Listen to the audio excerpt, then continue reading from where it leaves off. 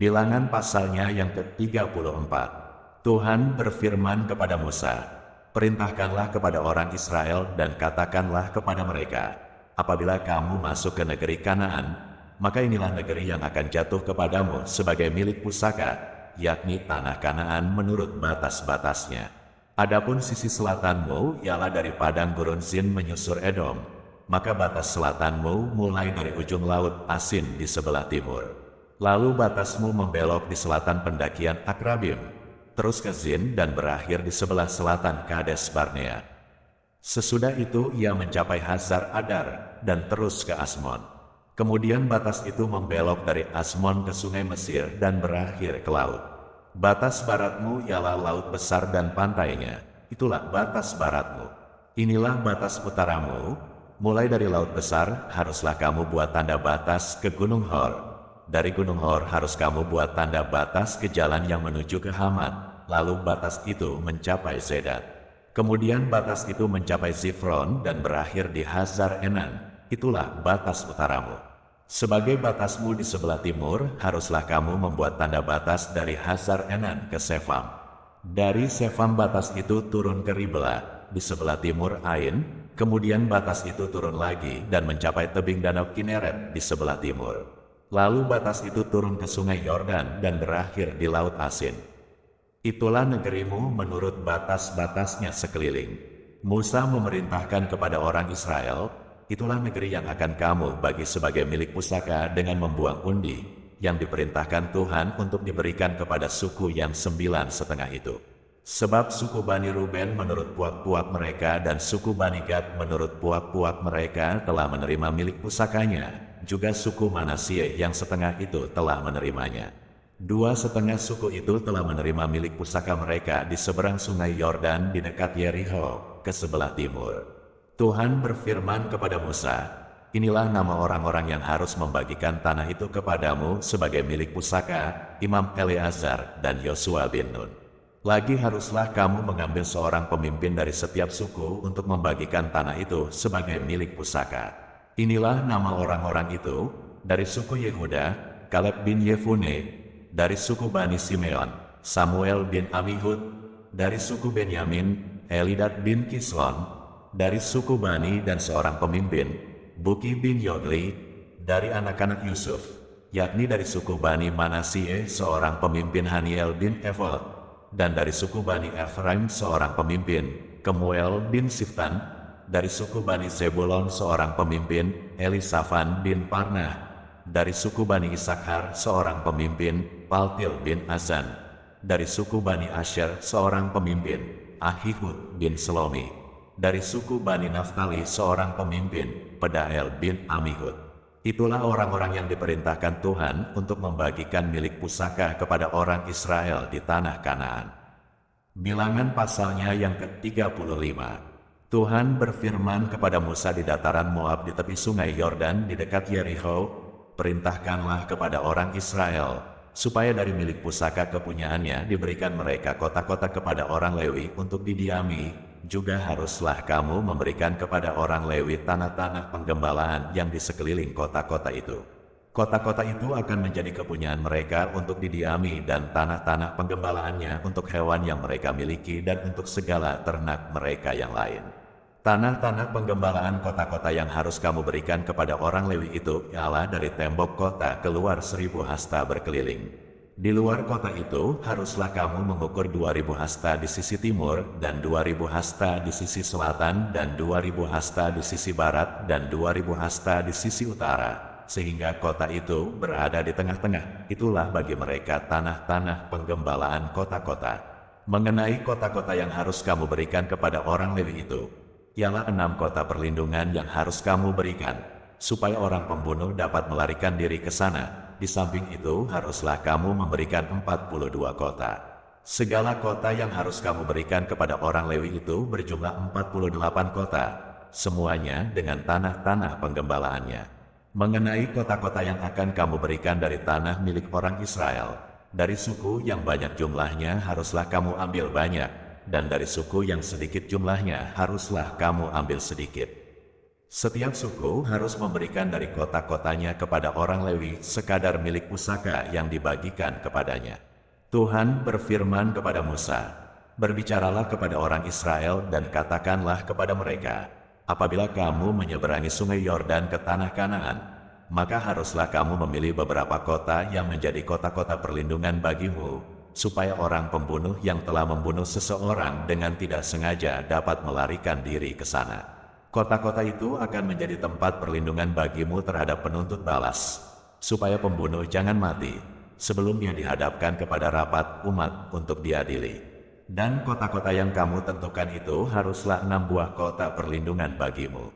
3 kota harus kamu tentukan di seberang sungai Yordan sini, dan 3 kota harus kamu tentukan di tanah Kanaan, semuanya kota-kota perlindungan. Ke-6 kota itu haruslah menjadi tempat perlindungan bagi orang Israel dan bagi orang asing dan pendatang di tengah-tengahmu, supaya setiap orang yang telah membunuh seseorang dengan tidak sengaja dapat melarikan diri ke sana. Tetapi jika ia membunuh orang itu dengan benda besi, sehingga orang itu mati, maka ia seorang pembunuh, pastilah pembunuh itu dibunuh. Dan jika ia membunuh orang itu dengan batu di tangan yang mungkin menyebabkan matinya seseorang, sehingga orang itu mati, maka ia seorang pembunuh, pastilah pembunuh itu dibunuh. Atau jika ia membunuh orang itu dengan benda kayu di tangan yang mungkin menyebabkan matinya seseorang, sehingga orang itu mati, maka ia seorang pembunuh, pastilah pembunuh itu dibunuh. Penuntut darahlah yang harus membunuh pembunuh itu, pada waktu bertemu, juga jika ia menumbuk orang itu karena benci atau melempar dia dengan sengaja, sehingga orang itu mati. Atau jika ia memukul dia dengan tangannya karena perasaan permusuhan, sehingga orang itu mati, maka pastilah si pemukul itu dibunuh. Ia seorang pembunuh, penuntut darah harus membunuh pembunuh itu pada waktu bertemu dengan dia. Tetapi jika ia sekonyong-konyong menumbuk orang itu dengan tidak ada perasaan permusuhan, atau dengan tidak sengaja melemparkan sesuatu benda kepadanya, atau dengan kurang ingat menjatuhkan kepada orang itu sesuatu batu yang mungkin menyebabkan matinya seseorang, sehingga orang itu mati, sedangkan dia tidak merasa bermusuh dengan orang itu dan juga tidak mengikhtiarkan celakanya, maka haruslah rapat umat mengadili antara orang yang membunuh itu dan penuntut darah, menurut hukum-hukum ini, dan haruslah rapat umat membebaskan pembunuh dari tangan penuntut darah, dan haruslah rapat umat mengembalikan dia ke kota perlindungan, ke tempat ia telah melarikan diri. Disitulah ia harus tinggal sampai matinya imam besar yang telah diurapi dengan minyak yang kudus. Tetapi jika terjadi bahwa pembunuh itu keluar dari batas kota perlindungan, tempat ia melarikan diri, dan penuntut darah mendapat dia di luar batas kota perlindungannya, dan penuntut darah membunuh pembunuh itu, maka tidaklah ia berhutang darah, sebab pembunuh itu wajib tinggal di kota perlindungan sampai matinya imam besar. Tetapi sesudah matinya imam besar, bolehlah pembunuh itu kembali ke tanah kepunyaannya sendiri. Itulah semuanya yang harus menjadi ketetapan hukum bagimu turun-temurun di segala tempat kediamanmu. Setiap orang yang telah membunuh seseorang haruslah dibunuh sebagai pembunuh menurut keterangan saksi-saksi. Tetapi kalau hanya 1 orang saksi saja, tidak cukup untuk memberi keterangan terhadap seseorang dalam perkara hukuman mati. Janganlah kamu menerima uang tebusan karena nyawa seorang pembunuh yang kesalahannya setimpal dengan hukuman mati, tetapi pastilah ia dibunuh.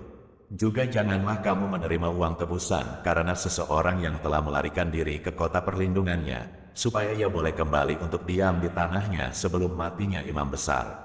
Jadi janganlah kamu mencemarkan negeri tempat tinggalmu, sebab darah itulah yang mencemarkan negeri itu. Maka bagi negeri itu tidak dapat diadakan pendamaian oleh karena darah yang tertumpah di sana, kecuali dengan darah orang yang telah menumpahkannya.